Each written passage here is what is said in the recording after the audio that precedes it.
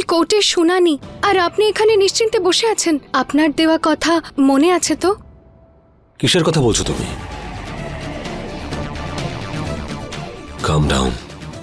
অর্জুন অবস্থি নিজের দেওয়া কথা কখনো ভুলে যায় না। আর একটা রিকোয়েস্ট, বাবার সামনে কন্ট্রাক্ট নিয়ে কোনো কথা বলবেন না, ভুল করেও না। আমার জীবনে ভুলের কোনো জায়গা নেই। আর আমাদের বিয়ের কন্ট্রাক্টের ব্যাপারে তোমার বাবা তো কি যেন কেউ জানতে না পারে, এটা তুমি মনে রেখো। মিছরি,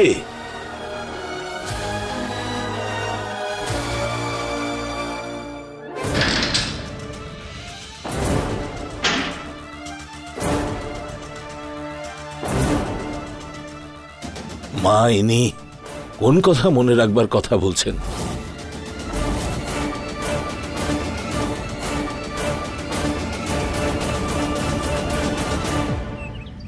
করণ, তারপর রোহিত, প্রিয়াংশু আর রাহুলকে তো একদম ভুলবে না, মনে থাকে যেন। আচ্ছা দেখ, তোর লিস্টটা কত বড় হয়েছে দেখ। যদি তোর দাদার বিয়েতে তুই এতজনকে নেমন্তন্ন করিস, তাহলে কি নিজের বিয়েতে গোটা শহরকে ডেকে আনবি? আরে মা, কি করব আমি? এত বন্ধু আছে আমার, আচ্ছা থাক, তাই না? রেখে দে, বড় এলেন ফ্রেন্ড। আমারও ফ্রেন্ডস কম নেই।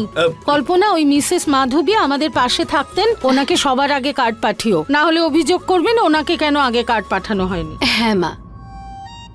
আরে এই কাকা কি গো, বিয়ে বাড়িতে তো সানাইয়ের সুরটাই ভালো লাগে। কা কা কা করে কি সব বলছো, এগুলো ভালো লাগে না। আমি বিয়ের কার্ডের কথা বলছিলাম। আচ্ছা মা, এই বিয়ের কার্ড এখন থেকেই দেবেন নাকি? এখন দেয়া হবে না তো কবে দেব? বিয়ের পরে? সব তৈরি আছে, তাহলে কার্ড দিতে দেরি কেন? হ্যাঁ, কিন্তু মা আমি বলছিলাম যে আশীর্বাদের পরেই অনু আর অর্জুনের বিয়ে হবে, আর সেটা মায়ের ইচ্ছে। আর মায়ের ইচ্ছেই হলো এবারের সিদ্ধান্ত।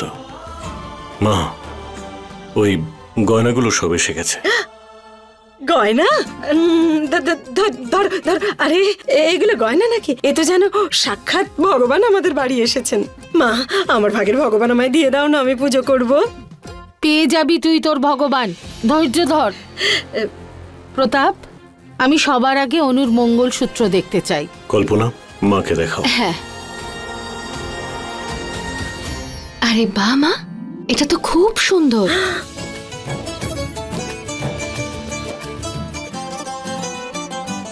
আমার এরকম একটা মঙ্গলসূত্র চাই।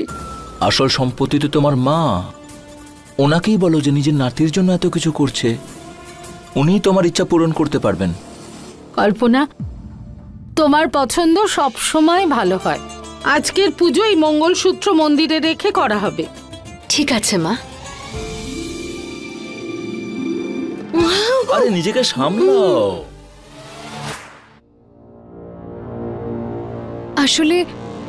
আসলে উনি আমাদের কেসটা দেখছেন তো তাই জন্য উনি এটা বলছিলেন যে এই কেসে সংযুক্ত যাবতীয় ডকুমেন্টস, কাগজপত্র যা আছে সেগুলো মনে করে রাখতে।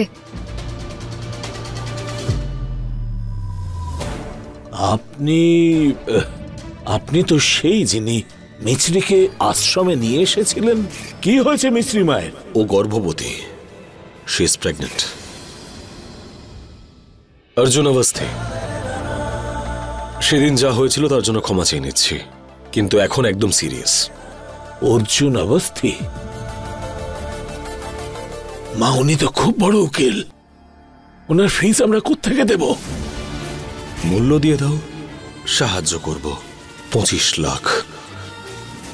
টাকার জোগাড় এখন অব্দি হয়নি। তাহলে বিয়ে করে নাও আমাকে।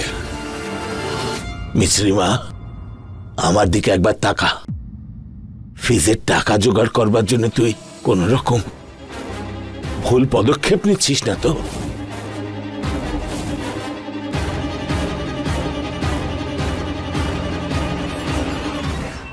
হে ভগবান, অনেক বছর বাদে এই বাড়িতে সব ঠিকঠাক হতে চলেছে, আর কোনো ভুল যেন না হয়।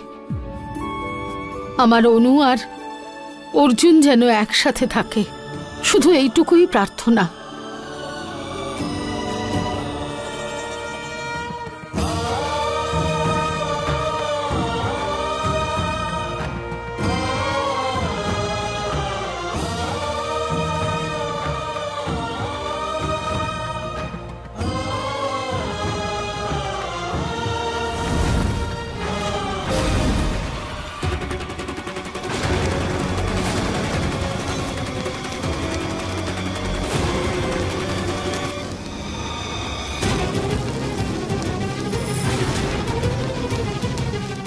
মাই গড!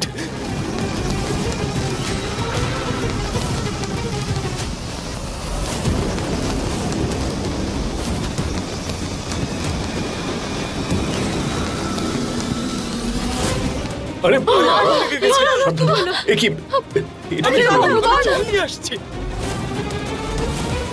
আরে মঙ্গলসূত্র, আমার অনুর মঙ্গলসূত্র।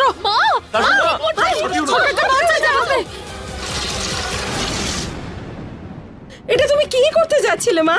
আগুনের মধ্যে কেউ হাত দেয় নাকি? হয়তো ভগবানেরই এটা ইচ্ছা নয়। চুপ কর যশোদা, না হলে তো জিভ ছিঁড়ে নেব।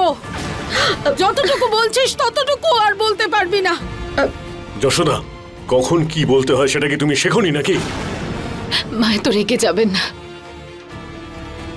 ভগবানের ওপর বিশ্বাস রাখুন, সব ঠিক হয়ে যাবে। সবকিছু শেষ হয়ে গেল।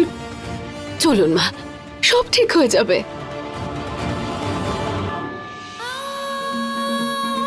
মিছরি বল না, বল না রে মা, তুই কোনো ভুল। দেখুন, আপনার মেয়ে কোনো ভুল করেনি, আর আপনার সঙ্গেও ভুল কিচ্ছু হবে না।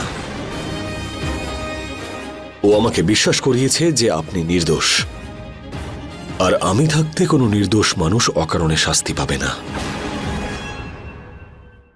আর রইল পড়ে আমার ফিজ, আমরা পরে আলোচনা করে নেব। হ্যাঁ বাবা, তোমার জেল থেকে ছাড়া পাওয়ার পরে। প্লিজ আপনি বসুন, প্লিজ।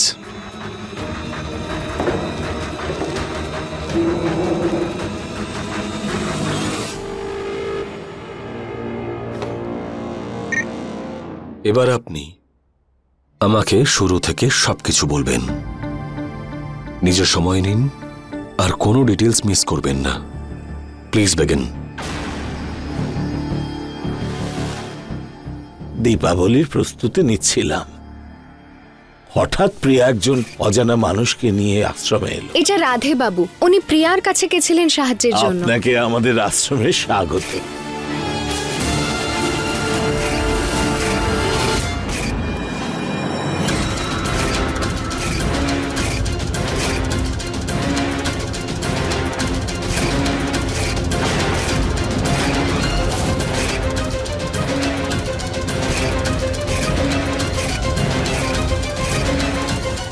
দেবী মায়ের দিব্যি, আমি কোনো খুন করিনি,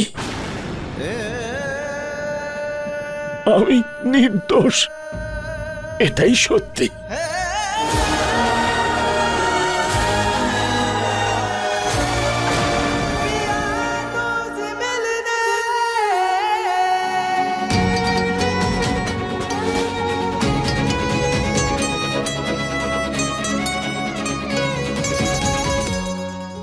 দেখুন, আপনার কথায় আমি বিশ্বাস করলাম, এবার একটু ভরসা আপনি আমার উপরে করুন। অর্জুন অবস্থি আজ অব্দি কোনো কেস হারেনি, আর নিজের রেকর্ড ব্রেক করার কোনো ইচ্ছে নেই আমার। আমার নিজের জন্য কোনো চিন্তা নেই, কিন্তু আমার আশ্রমের বাকি বাচ্চাগুলো কোথায় যাবে, কি হবে ওদের?